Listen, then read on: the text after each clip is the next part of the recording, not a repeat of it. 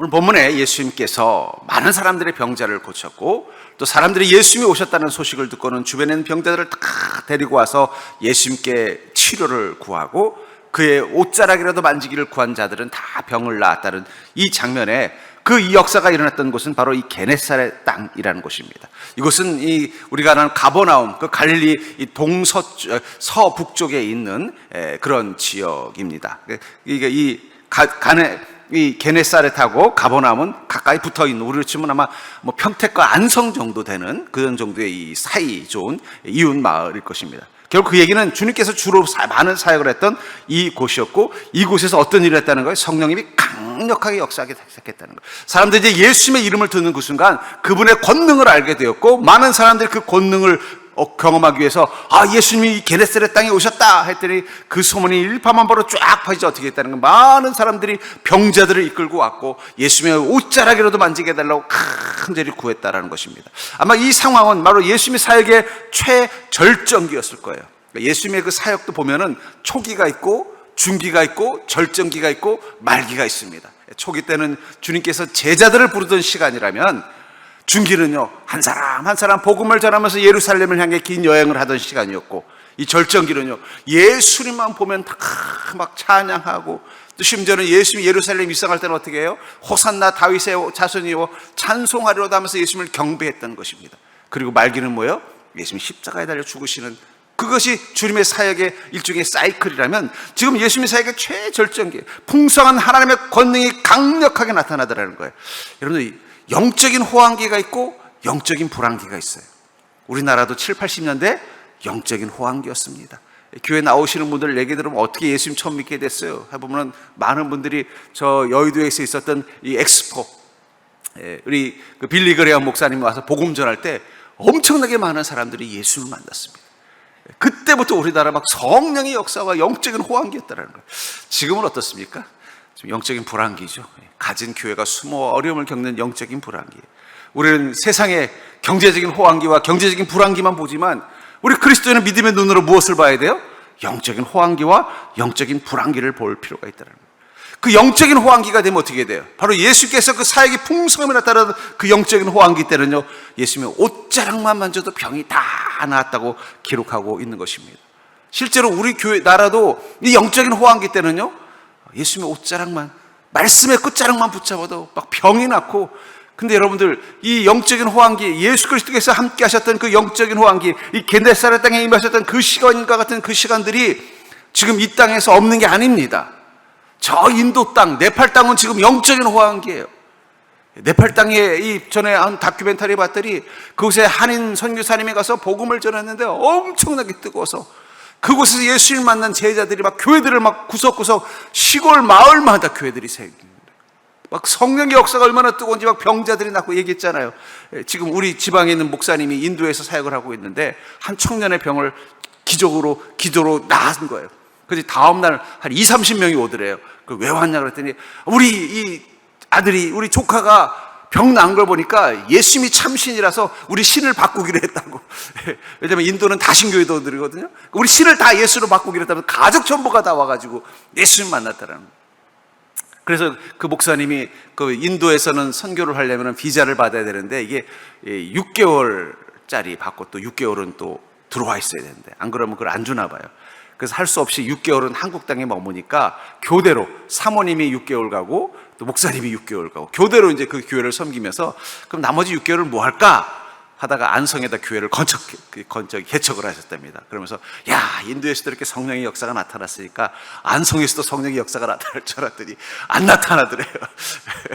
그 목사님이 직접 얘기한 겁니다. 아니, 인도에서는 그렇게 막 그냥 한 가족들이 다 예수 믿는 막 역사가 나타나는데 왜 내가 똑같이 안수해졌는데 이 안성 사람들은 안 바뀌는지 모르겠다고. 여러분, 안성 사람은 안 바뀌어도 평택 사람은 바뀌는 줄 믿으시기 바랍니다. 그러니까 영적인 호황기와 불황기가 있다는 거예요, 지금. 그러니까 지금 전부 다 영적인 불황기가 아니에요. 어떤 지역에서 지금 성령의 역사가 뜨겁게 나타나고 있습니다. 지금 이 게네사렛에서 일어났던 이 사건들은 바로 예수님께서 성령의 역사가 풍성히 나타나던 그 시간들입니다. 그리고 그 풍성하신 하나님의 권능을 경험한 사람들은 그 인생에 하늘의 복을 누리는 기쁨이 있었던 것입니다. 전 그런 의미에서 영적인 호황기 때처럼 우리가 풍성하신 하나님의 권능을 경험하려면 우리는 어떤 믿음을 회복해야 될까요? 우리가 경제적인 불안기가 와도 어떻게 해야 돼요? 이걸 극복하기 위해서 모든 국민들과 기업들과 정부가 애를 써서 넘기려고 애를 쓰는 것처럼 어쩌면 이 땅의 교회들, 이 땅의 그리스도인들이 지금 정신 바짝 차리셔야 돼요. 언제까지 영적인 이 침체기 속에 있어야 되겠습니까? 우리 다시 성령의 역사가 나타나고 하나님의 권능이 뜨겁게 임하고 성도들의 삶 가운데 주님의 옷자락을 붙잡는 그 기쁨들이 다시 풍성하게 나타나는 은혜가 있기를 주의 이름으로 축복합니다. 주님께서는 그걸 기대하시면서 그 게네사렛 땅을 향해 가셨던 것처럼 우리를 향해 오고 계십니다. 그 성령의 하나님, 예수 그리스도의 영이신 성령의 하나님이 여러분들을 만나는 이 시간이 여러분들이 그 예수님의 옷자락만 붙잡아도 병이 났던 이 게네사렛 땅처럼 성령의 은혜와 권능이 충만한 영적인 풍요로운 호황기를 경험하는 인생이 될 수 있기를 주의 이름으로 축복합니다. 그렇다면 그 풍성하신 하나님의 권능을 경험하려면 우리는 어떤 믿음이어야 되는가?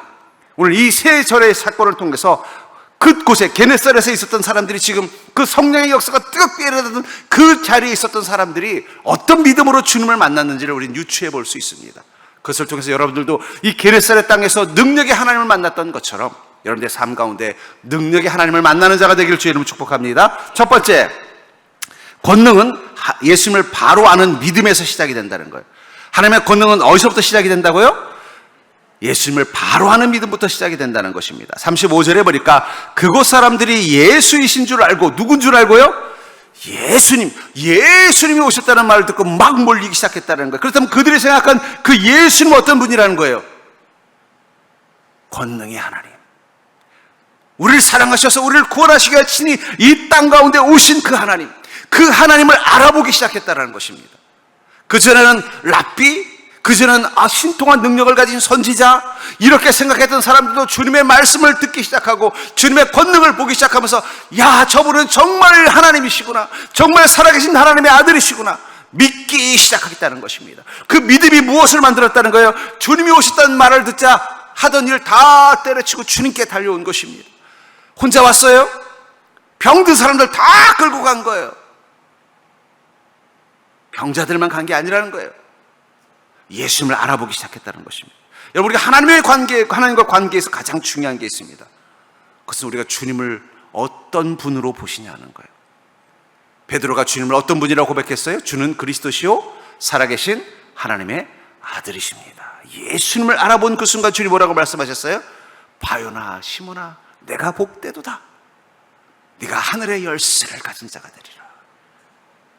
말 한마디가 아니에요. 그 말이 아니에요.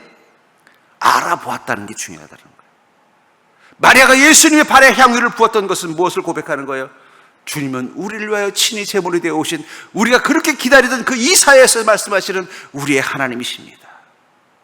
그 고백을 주님은 기쁨으로 받아주셨다는 거예요. 우리의 말과 우리가 주님과 함께 동행하는 태도, 그것은 우리가 주님을 아는 만큼 행동하게 되어 있다는 거예요. 우리와 함께 계신 성령 하나님, 예수 그리스도의 영이신 성령 하나님이 바로 그 하나님이심을 믿는다면 우리 성령과 어떤 관계를 맺을까요? 어떤 관계를 맺겠어요?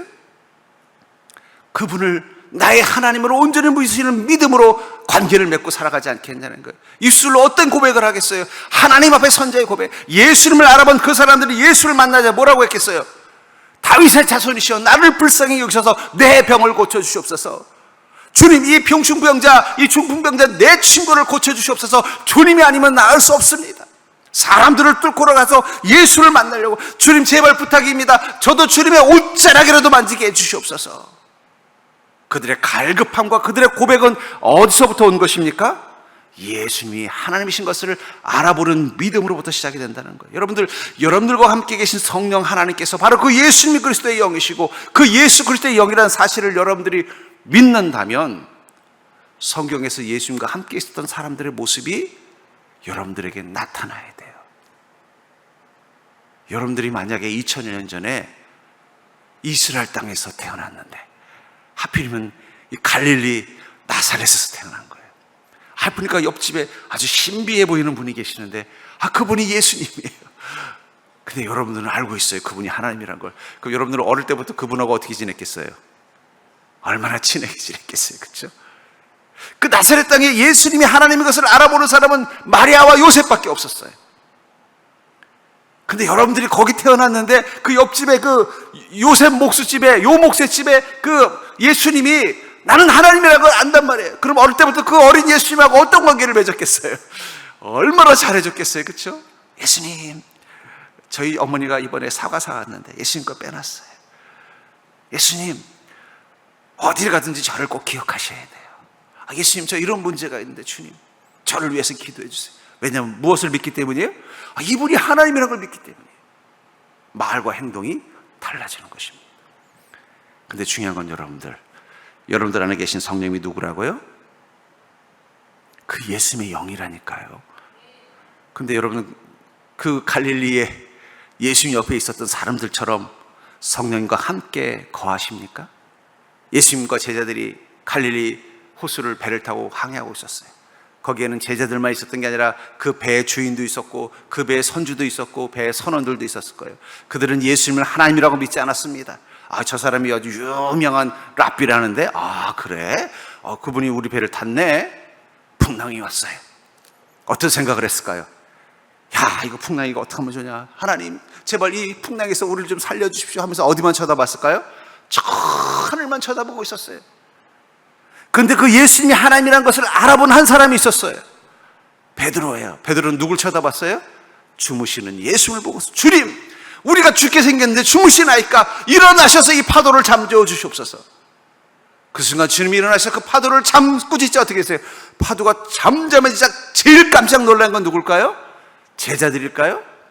아닙니다. 예수님을 하나님으로 알아보지 못했던 그 배의 선원들이에요. 그들이 놀라면서 그가 누구길래 저 바다도 순종하는가? 제자들은 그렇게 안 놀랐을 거예요. 왜요? 당연히 하나님이 꾸짖으셨으니까 파도가 잠재워지죠. 놀란 건 제자들이 아니에요. 왜냐하면 그들은 예수님을 알아보았기 때문입니다. 놀란 건 그 배에 예수님이 하나님이라는 걸 알지 못했던 선원들이에요. 여러분들 안에 계신 성령님이 예수 그리스도의 영이라는 사실을 여러분들이 알아본다면 여러분들의 인생의 파도에서 뭘 봐야 될까요? 성령님 언제까지 주무십니까? 저는 가끔 성령님께 농담도 합니다. 물론 성령님이 허락하시는 바에서 농담을. 내가 지금 성령님 따라다니다가 이 고생인지 모르겠어요. 그리고 살짝 눈치를 보면 성령님 웃으시는 게 느껴지면은 그냥 그대로 가고, 성령이 화나신 것 같으면 죄송합니다. 압니다. 근데 그 분명한 건 제 마음에 확신이 있어요. 어떤 인생의 문제, 고난 만나도 내가 지금 성령님과 함께 가고 있으면 성령님께서 꾸짖기만 하면 다 되는 거잖아요. 그러니까 여러분들의 인생이 지금 예수님과 함께 동행하는 이 제자들과 같은 삶이라면 여러분들이 뭘 걱정하시는 거예요? 왜 걱정하시는 거예요? 어쩌면 걱정하고 근심하는 이유가 예수님을 알아보지 못했기 때문이라면 그것은 여러분들의 믿음이, 권능을 경험할 수 있는 믿음이 아니라는 것입니다. 그러나 예수 그리스도를 알아볼 수 있다면 어떻게 되겠어요? 그때부터는 걱정할 필요가 없어요. 왜냐하면 함께 계신 주님은 우리에게 권능을 허락하셨기 때문입니다. 전 그러면서 여러분들의 함께 계신 성령님이 예수님이라는 사실을 여러분들이 분명히 깨닫는 믿음 되기를 주의 이름으로 축복합니다. 옆 사람 보고 이렇게 옆 사람 보고 나와 계신 성령님이 2000년 전에 게네사렛에 계셨던 그 예수님이시래요. 여러분들이 그 마음 가지고 살아보세요. 나는 지금 그 2000년 전 성경에 나왔던 그 예수님하고 날마다 같이 돌아다니고 있는 거예요. 베드로 같은 마음으로 사시면 돼요. 같이 계시는데, 물론 내가 약하기 때문에 파도 보면 놀래고 힘든 일 있으면 짜증나고 낭망하고 실망하고 어리석을 때도 있지만, 그러나 내 마음속에 흔들리지 않는 확신은 뭐예요? 나와 계신 이 분이 하나님이시라는 확신, 그분을 알아보는 믿음이 있다면 걱정할 필요 없습니다.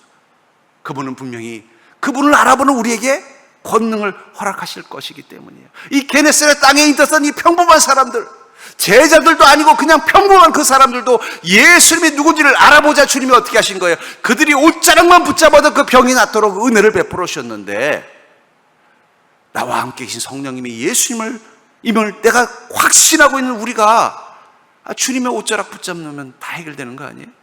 여러분 오늘부터 힘든 일 있을 때마다 성령님의 옷자락을 붙잡는 자가 되기를 주로 축복합니다. 어떻게 붙잡는 법인지 모르면 저처럼 한번 붙잡아보죠. 이렇게 해볼까요? 한번 해보세요. 깍지 끼고 주여. 우리가 주여 외치는 순간 성령님의 옷자락을 붙잡는 시간입니다. 그럼 주님 어떻게 하실까요? 우리 권능을 우리에게 허락하신다는 것입니다. 두 번째로 영적 호황기처럼 풍성하신 하나님의 권능을 경험하려면 우리는 어떤 믿음으로 나아가야 되는가? 그것은 믿음의 확신만큼 능력의 크기를 경험한다는 사실을 우리가 믿고 믿음으로 나아가야 된다는 거예요. 우리의 믿음의 확신만큼 능력의 크기, 권능의 크기를 경험한다는 것입니다. 36절을 보시면 다만 예수의 옷자락에라도 손을 대게 하시기를 간관히 손을 대는 자는 다 나음을 얻으니라. 예수님의 옷자락에 손을 댄 자는 다 어떻게 했다는 거예요? 나음을 입었다는 거예요. 근데 이 사건이 있기 전에 있었던 유명한 사건이 있어요. 바로 마태복음 14장 그 위에 마태복음 9장 20절부터 21절에 보니까 12해 동안이나 혈루증으로 앓는 여자가 예수 뒤에 와서 그 겉옷가를 만지니 이는 제 마음에 그 겉옷는 만져도 구원을 받겠다 함이라. 이 게네사렛 사람들이 예수님의 옷자락이라도 붙잡게 해달라고 간구하기 이전에 한 여인이 처음으로 예수님의 옷자락을 붙잡고 그 병이 낫는 은혜를 경험했습니다. 그것은 가버나움이에요. 아까 말했죠. 가버나움, 게네사렛은 어떤 관계라고요? 평택과 안성 같은 관계라고 말씀드렸잖아요. 바로 옆 동네에서 어떤 사건이 났다는 거. 거기 12년 동안 혈루증 앓던 여인이 있었잖아. 알지. 그 여인 소문이 났잖아. 그냥 병원이라는 병원은 다 돌아다니고 전 재산 다 써도 병이 났잖아. 그 불쌍한 여인, 예수님 옷자락만 붙잡았는데 그 병이 나았대. 그 순간 그 사실을 깨달은 이 게네사렛 사람들의 마음속에 믿음이 업그레이드 된 거예요. 그 전까지는 예수님이 안수해줘야 병이 낫고, 예수님이 선포해줘야 병이 낫고, 예수님이 나를 친히 만져줘야 병이 낫는다고 믿었던 그들이, 가버나움, 옆 동네 가버나움의 그 여인은 예수님 옷자락만 붙잡아도 병이 나았다는 이 사실을 알고 그것이 믿음의 확실이 되는 그 순간 그들은 그 다음부터 주님께 뭘 요구했어요? 친히 우리 집에 와서 기도해 주십시오. 친히 그 손을 내 머리에 얹어 주십시오가 아니라 주님의 옷자락만이라도 붙잡게 해 주십시오. 그리고 어떻게 했다고 말하고 있어요? 손을 대는 자는 다 나음을 얻었다. 믿음이 달라진 것입니다. 한 여인의 그 큰 믿음이 그 옆 동네 모든 그리스도인들의 믿음을 변화시킨 거예요. 여러분들, 믿음은 그런 특징이 있습니다. 한 사람의 특별한 믿음이 다른 사람의 믿음을 바꾸어 놓는 것입니다. 영적 싸움, 우리는 마귀와 싸운다고 생각하지만 사실은 이 영적 싸움의 시작은 우리 자아와 싸우는 거예요. 흔들리는 믿음, 우리 안에 연약해진 믿음. 예수님의 제자들은 안 그랬을 것 같아요? 마가복음 9장 19절에 보면은 한 귀신 들린 자녀를 둔 아버지가 마침 예수님을 찾아왔더니 예수님이 너무 바쁘신 거예요. 그래서 제자들한테 아이고 베드로님, 저희 아들이 귀신 들렸는데 귀신 좀 쫓아주십시오. 근데 귀신이 나가질 않는 거예요.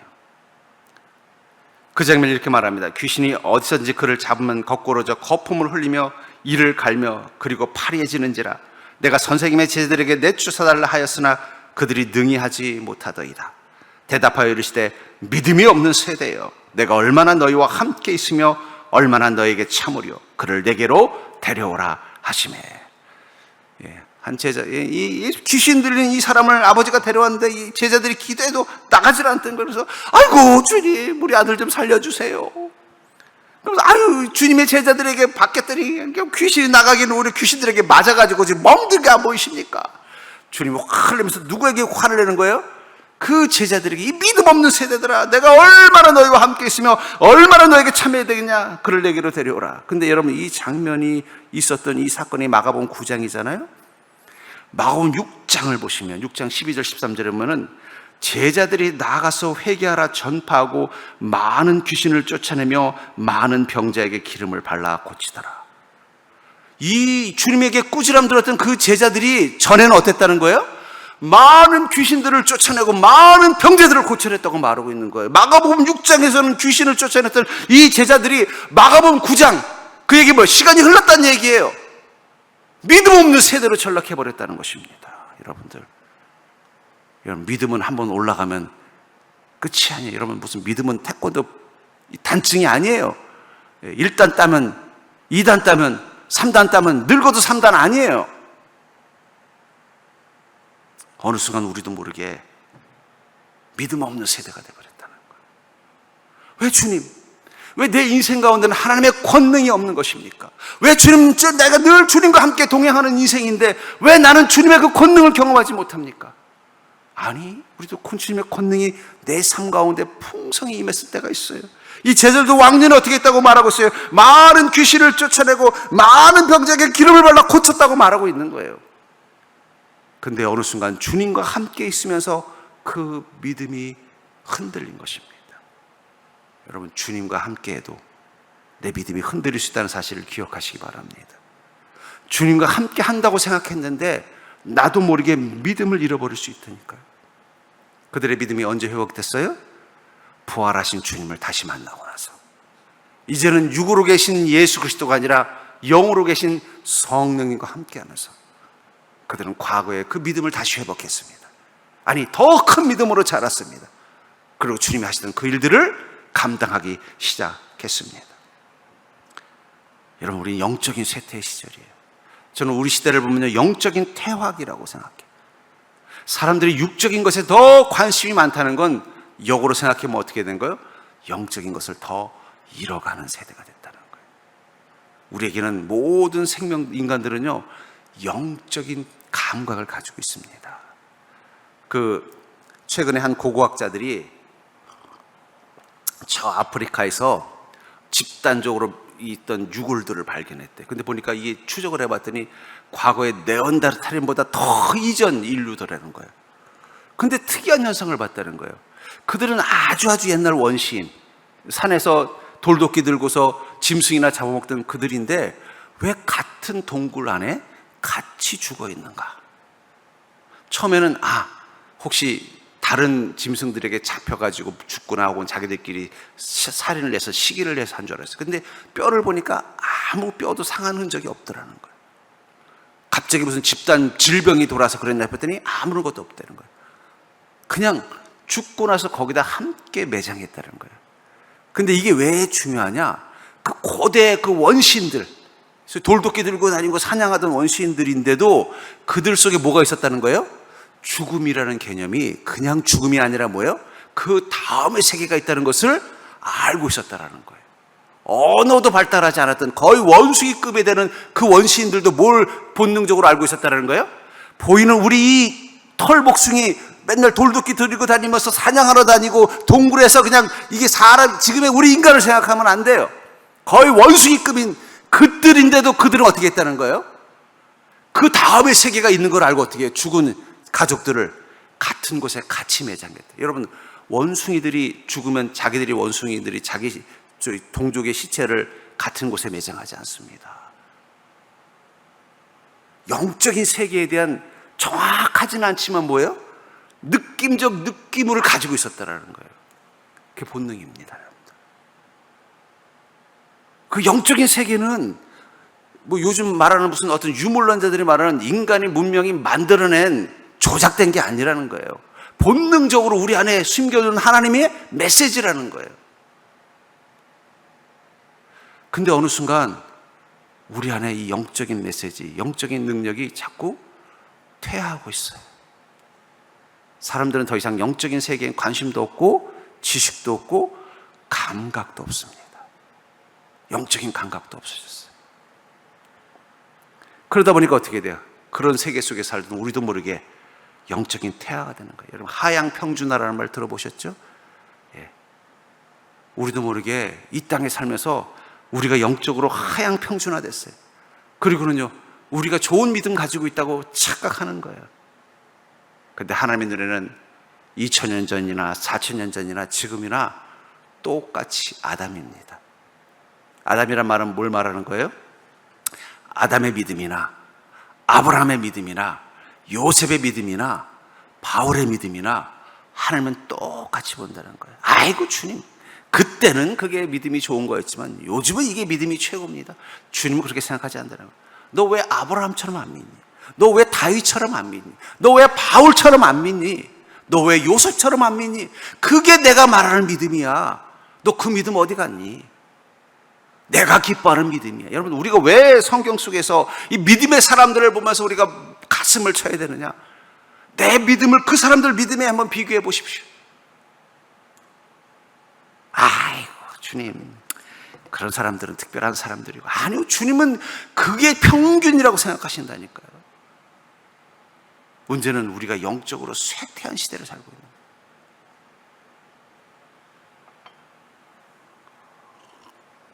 저희 외할머님이 원래 아주 독실한 불교 신자셨습니다. 불교지만 약간 무속에 가까운 불교 신자였어요. 그래서 그냥 아침에 일어나면 그냥 부뚜막에 가가지고 치성 드리고, 장독대 가서 치성 드리고. 그러니까 외할머니 집에만 가면 달그락 떨리고서 벌써 할머님이 일찍 일어나가지고 그냥 정화수 떠가지고 그리고 뭐 고시래. 그러다가 나중에 이제 저희 어머님의 전도를 받고 예수를 믿게 됐어요. 그랬더니 신만 바뀌었지 달라진 게 없어요. 새벽에 일어나면 십자가 앞에서 기도하고, 새벽 예배 갔다 오고 나서 또 기도하고, 하루 종일. 옛날에는 부뚜막신 뭐 저기 뭐 부처님 했던 그 믿음이 이제는 뭐예요? 예수님에게 다 꽂혀 있는 거예요. 왜냐면 저희 할머니 마음속에 뭐가 있기 때문이에요? 영적인 세계가 있었기 때문에. 그러니까 여러분, 사실은 다른 신을 섬기는 사람보다 더 힘든 건 신이 없다고 생각하는 사람들이에요. 그 사람들은 영이 죽은 사람들이기 때문에 죽은 사람은 어떻게 방법이 없어요. 우리 자신도 점점 그렇게 된다는 것입니다. 우리가 좋은 믿음 가지고 있다고 착각하는 거예요. 이 제자들이 예수님과 함께하면서 귀신도 쫓아내고 막 병들도 낫게 했을 때는 내가 좋은 믿음 가지고 있다고 생각했는데, 어느 순간 자기 자신들도 모르게 어떻게 돼요? 믿음이 무너지기 시작하는 거예요. 자기도 그 믿음이 약해지고 있다는 걸 못 느꼈던 거예요. 그러다 갑자기 어떤 귀신 들리는 아이를 보더니, 내가 지난번에 저 동네에서 귀신도 쫓아냈는데 데리고 오시오. 안 나가는 거예요. 나가니까 그냥 귀신이 더 발작해가지고 그냥 베드로의 얼굴에 눈을 그냥 밤탱이를 만들어 놓는 거예요. 면목 없어진 거예요. 주님 화를 내면서 이 믿음 없는 세대, 우리가 그렇지 않냐는 거예요. 여러분들, 전 여러분들의 믿음이 다시 회복되길 주의 이름으로 축복합니다. 베드로, 요한, 안드레, 예수님 곁에 없었던 사람들 아니에요. 매일매일 예수님 쫓아다니면서 주님의 권능 행하시고 말씀 전하고 옆에서 다 듣고 있었지만 정작 그들의 영혼에는 그 말씀이 들어오지 않기 시작했다는 거예요. 어느 순간 패역한 세대가 되어버린 거예요. 주님을 실망시키는 믿음으로 전락해버린 거예요. 여러분들, 베드로도 그런 위기, 요한도 그런 위기를 겪었는데 우리라고 그렇지 않겠습니까? 우리 늘 깨 있어야 돼요. 목사인 저도 늘 그렇습니다. 여러분들, 내 믿음이 주님 앞에 꾸지람 들을까 봐 늘 깨어 있어요. 깨어 있는 게 다른 게 아니더라고요. 내 안에 흔들리는 믿음을 점검하는 것입니다. 내 안에 그 믿음이 약해지는 것을 점검하는 거예요. 말씀을 통해서 점검하는 거예요. 여러분, 운동선수들이, 유명한 세계적인 프로 선수들이 그 정도 되면은 그냥 그라운드에서 뛸 때만 뛰고 나머지는 쉬어도 되지 않겠어요? 그 정도 실력이면은 뭐 나머지는 그냥 쉬고 여행하고 뭐 축제하고 그냥 뭐 데이트하고 운동할 때만 뛰면 되잖아요. 근데 어떻게 하고 있어요? 더 열심히 한다는 거예요. 더 열심히. 그 메시라는 유명한 축구 선수가 있습니다. 그 선수에 관한 이야기를 본 적이 있어요. 어떤 사람이 그 메시를 이렇게 말해요. 메시는 가족들과 보내는 시간 말고는 나는 체육관에서밖에 그를 본 적이 없다.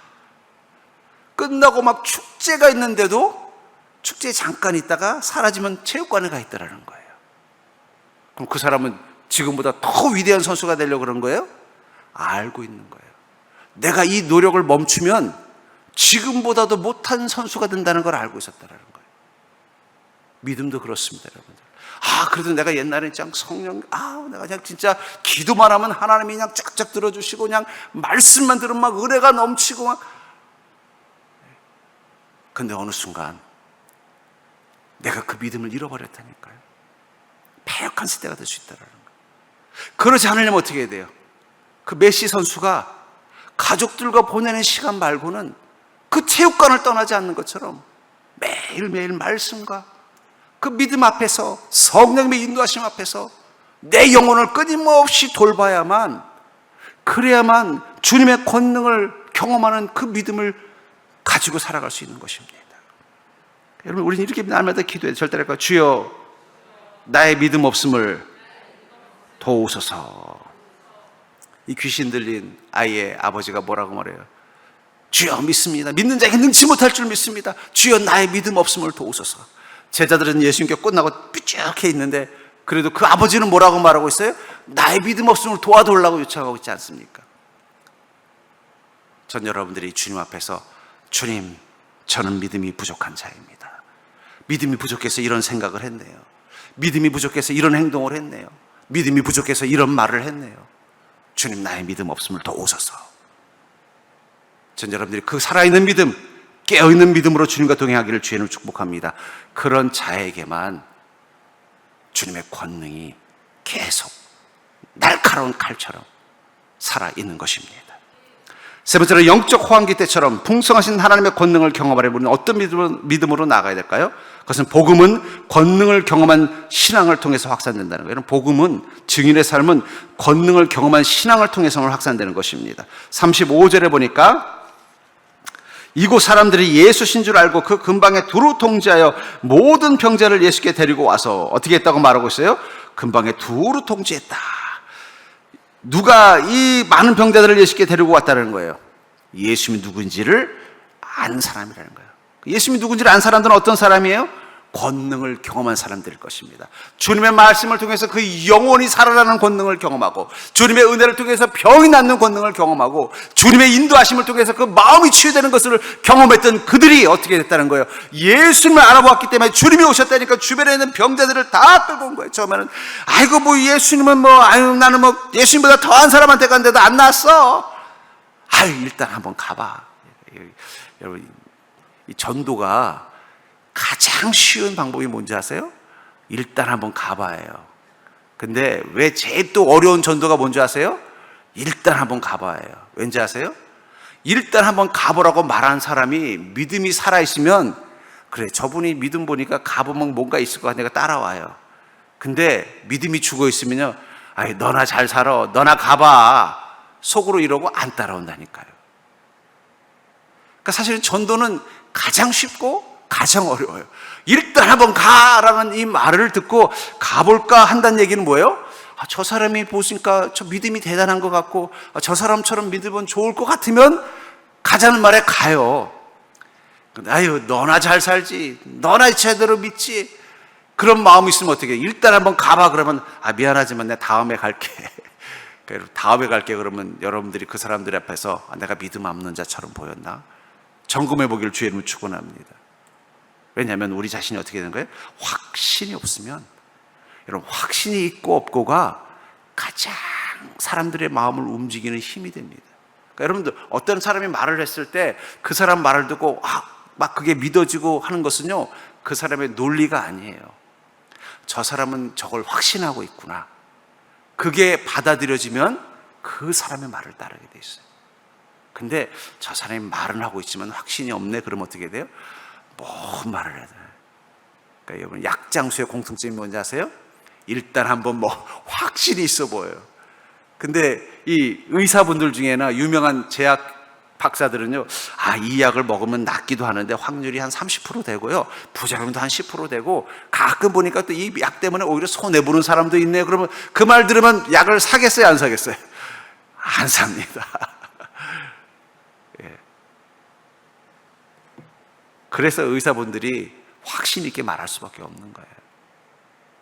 왜냐하면 사람들은 확신이 있어야 따르기 때문이에요. 거짓말하는 게 아니에요. 그게 인간의 약점이라는 거예요. 마찬가지입니다.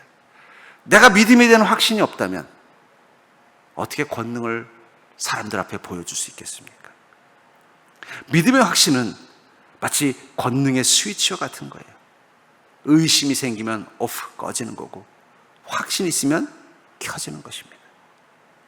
베드로가 주여, 주님이시거든 나로 명하사 물 위로 오라 하소서 하는 순간은 그 마음 가운데 믿음의 확신이 어떻게 된 거예요? 스위치가 온 된 거예요. 그랬더니 어떻게 해요? 그래 내려와라 그랬더니 촥 하고 물 위로 뛰어 내린 거예요. 근데 그 순간 내리자마자 가슴 속에서 덜컥하고 의심이 생겨. 너 지금 무슨 짓 하고 있는 거냐? 너 여기 지금 갈릴리 호수야. 너 미쳤어? 그럼 이 마귀가 그 마음속에 줬겠죠. 그 순간 어떻게 돼요? 켜졌던 스위치가 뚝 꺼지니까 갑자기 어떻게 돼요? 의심이 생기니까 물속으로 빠지면서 아유 주여 나 좀 살려주시옵소서 내가 죽게 생겼나이다 했더니 주님 뭐라고 말씀하세요? 이 어리석은 자요, 믿음이 없는 자요, 왜 의심하느냐? 예, 절 따라 해볼까요? 확신은 온, 의심은 오프. 여러분 아무리 스위치를 켜면 불이 잘 들어와도 스위치를 안 켜면 어두운 것입니다. 주님이 나와 함께 계시고 주님의 권능을 내게 허락하셨어도 내 믿음의 확신이 없으면 어떻게 돼요? 안 켜지는 거예요. 저는 여러분들 어째 얘기하겠지만은 사람들은 제가 되게 막 학구적인 목회자라고 생각하는 것 같아요. 물론 그런 부분도 있습니다만, 그러면 꼭 기억하십시오. 저는 기도원 출신입니다.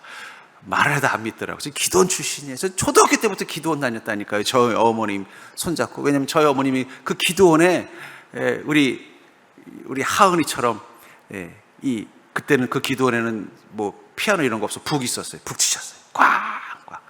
원장님 안 계시면 대신 기도에 인도하죠. 그 부원장 후계자셨어요. 제자였어요. 그러니까 저희 어머님 따라서 맨날 기도원에 가서 방학 되면 기도원에 가는 거예요. 왜냐면 갔다 오면 엄마가 짜장면 사준다고 그래가지고 놀고 싶은데 어릴 때부터 기도원을 다녔어요. 근데 보면은 기도원에 오면은 병이 나요.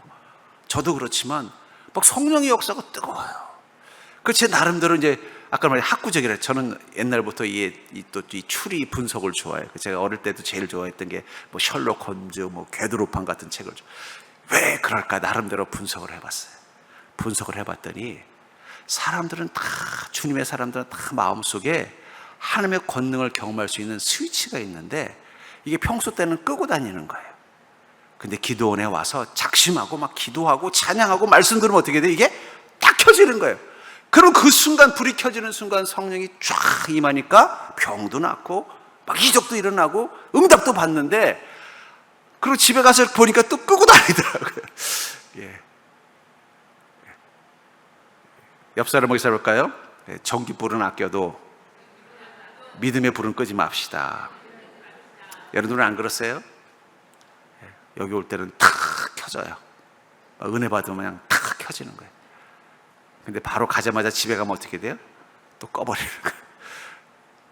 그러니 권능이 안 나타나는 거예요. 주님이 안 계신 게 아닙니다. 주님의 은혜가 없는 게 아닙니다. 주님이 여러분들의 인생 가운데 권능을 허락하시지 않는 게 아니에요.